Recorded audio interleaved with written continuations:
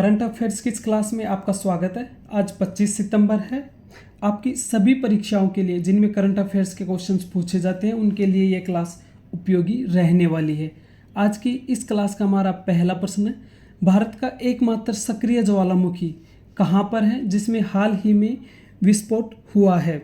हमारे सामने चार विकल्प हैं।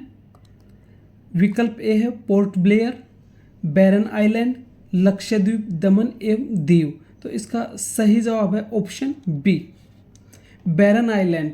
यहाँ पर यह भारत का सक्रिय ज्वालामुखी स्थित है और इसमें हाल ही में विस्फोट हुआ है।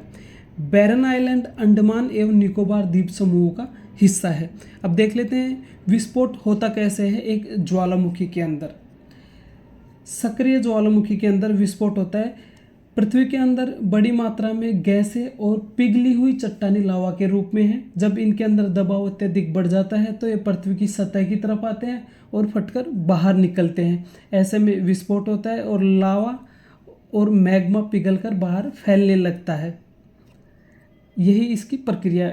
वर्तमान में विश्व का सबसे खतरनाक जो ज्वालामुखी है वो इटली का है। इटली के एक तो माउंट एटना है, दूसरा वेसुवियस। ये दोनों ही इम्पोर्टेंट क्वेश्चन है। इन दोनों की लोकेशन क्वेश्चंस में पूछी जाती है। एटना और वेसुवियस ज्वालामुखी किस देश के हैं? तो ये इटली के हैं और ये विश्व के सबसे खतरनाक सक्रिय ज्वालामुखी भी इस समय यही हैं। नेक्स्ट क्वेश्चन है, COP30 2025 की बैठक किस देश में आयोजित होनी है? इसका जवाब पहले से ब्राज़ील। ब्राज़ील में इसकी बैठक आयोजित होनी है। ब्राज़ील के वर्तमान में जो राष्ट्रपति हैं लूला दा सिल्वा।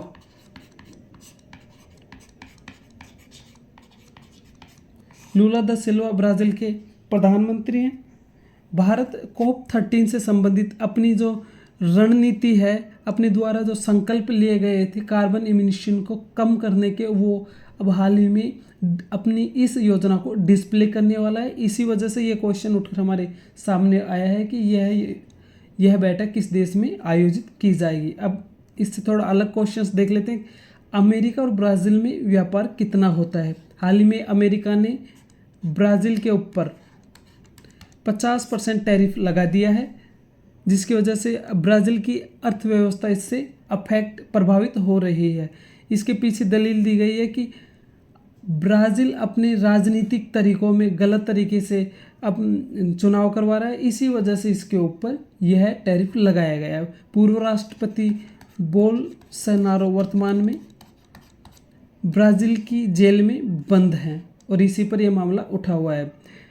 अमेरिका से निर्यात होता है 3.5 लाख करोड़ के आसपास का, जबकि ब्राज़ील से निर्यात है अमेरिका को 4 लाख करोड़ रुपए, यानी 7 लाख करोड़ का कुल व्यापार है, जिसमें ब्राज़ील फायदे में रहता था। अब यहाँ पे जो निर्यात है, अमेरिका क्या करता था? Refined petroleum, natural gas, Boeing विमान के पार्ट्स, रसायन, फार्मास्यूटिकल्स। और यहाँ जो ब्राज़ील है वो कॉफ़ी, बीफ, फ्रूट जूस और मसाले जो है अमेरिका को निर्यात किया करता था। हाल ही में नेक्स्ट क्वेश्चन, किस भारतीय क्रिकेटर से ईडी ने पूछताछ की है? विकल्प हैं सुरेश रैना, उर्वशी रौतेला, युवराज सिंह, आरपी सिंह।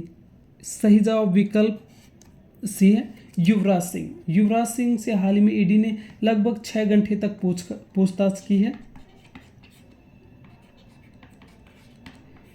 इसमें बैटिंग ऐप के मामले को लेकर इनको बुलाया गया है। एक इनका करियर देख लेते हैं।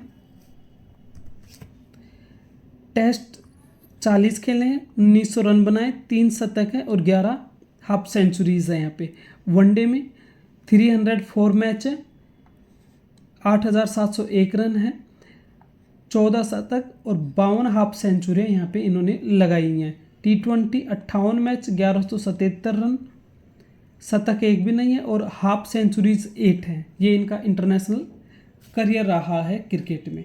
नेक्स्ट क्वेश्चन, हाल ही में बंगाल क्रिकेट एसोसिएशन का अध्यक्ष किसको बनाया गया है? 4 विकल्प हैं, सचिन तेंदुलकर, आशीष नैना, महेंद्र सिंह धोनी, सौरव गांगुली। विकल्प डी सही जवाब हो जाएगा। सौरव गांगुली को हाल ही में बंगाल क्रिकेट एसोसिएशन का अध्यक्ष बनाया गया। इससे पहले ये BCCI भारतीय क्रिकेट कंट्रोल बोर्ड के भी अध्यक्ष रह चुके हैं और कोलकाता जो IPL फ्रेंचाइजी है उसके कोच के रूप में भी रह चुके हैं और उसके लिए क्रिकेट भी यहाँ पे वो खेल चुके हैं। नेक्स्ट क्वेश्चन, हाल ही में विश्व क्रिकेट में विख्यात किस एम्पायर का निधन हो गया है? 4 विकल्प हैं, Dickie Bird, Gary Kirsten, Williamson, Phillip Hughes. सही जवाब option B option A Dickie Bird. सही जवाब इसका ऑप्शन ए है। तो ये येलो कलर में दिख रहा है डिकी बर्ड, इनका हाल ही में निधन हो गया है। नेक्स्ट क्वेश्चन, हाल ही में बुकर पुरस्कार के लिए किस भारतीय लेखक की पुस्तक को शॉर्ट लिस्ट किया गया है? Andrew Miller, Kiran Desai, David सैलजी, Susan चोई। सही जवाब विकल्प बी है किरण देसाई। अब तक 6 भारतीयों को बुकर पुरस्कार से सम्मानित किया जा चुका है और यहाँ पे किरण देसाई पहले भी बुकर पुरस्कार जीत चुकी हैं और हाल ही में फिर इनकी बुक को बुकर प्राइज के लिए शॉर्ट लिस्ट किया गया है। नेक्स्ट है, इंटरनेशनल क्रिकेट काउंसिल ने किस देश के क्रिकेट बोर्ड की सदस्यता को समाप्त कर दिया है? विकल्प है अमेरिका, भारत, पाकिस्तान, श्रीलंका। सही जवाब है अमेरिका। हाल ही में आईसीसी ने यूएसए क्रिकेट काउंसिल की मेंबरशिप जो आईसीसी में है उसको सस्पेंड कर दिया है। आईसीसी ने 1 साल पहले अमेरिका क्रिकेट काउंसिल को वार्निंग दी थी कि वो अपने यहाँ पे जो सिलेक्शन प्रोसेस है और क्रिकेट बोर्ड का जो शासन है उसको सुधारने के लिए कदम उठाए और इसको पारदर्शी बनाए, लेकिन यूएसए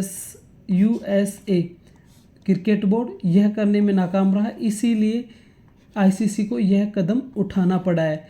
लेकिन इससे टीम के ऊपर कोई प्रभाव नहीं पड़ेगा। टीम आगामी वर्ल्ड कप और जो 2028 का लॉस एंजल्स में होने वाला ओलंपिक है उसमें भाग ले सकेगी। नेक्स्ट क्वेश्चन, हाल ही में बुल्डाथॉन 2025 का आयोजन कहाँ किया गया है?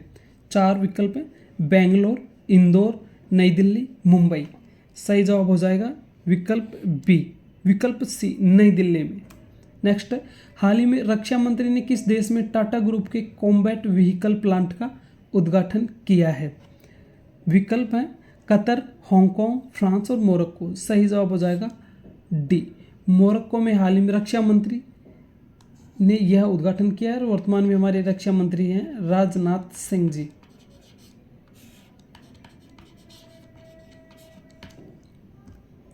नेक्स्ट क्वेश्चन, किस भारतीय वैज्ञानिक को IG नोबेल पुरस्कार दिया जाएगा? विकास कुमार, सार्थक मित्तल, इन दोनों को ही। विकल्प डी सही जवाब है ए एवं बी। विकास कुमार और सार्थक मित्तल को IG नोबेल पुरस्कार से सम्मानित किया जाएगा। तस्वीर देख लीजिए एक बार, इसका जवाब आपको कमेंट बॉक्स में देना है। फिर नेक्स्ट क्लास में आपको कमेंट बॉक्स में इसका जवाब पिन कर दिया जाएगा। एक बार देख ले और कमेंट बॉक्स में इसका पहले आप जवाब बताएं। कल का जवाब था ब्राज़ील के राष्ट्रपति लूला दा सिल्वा।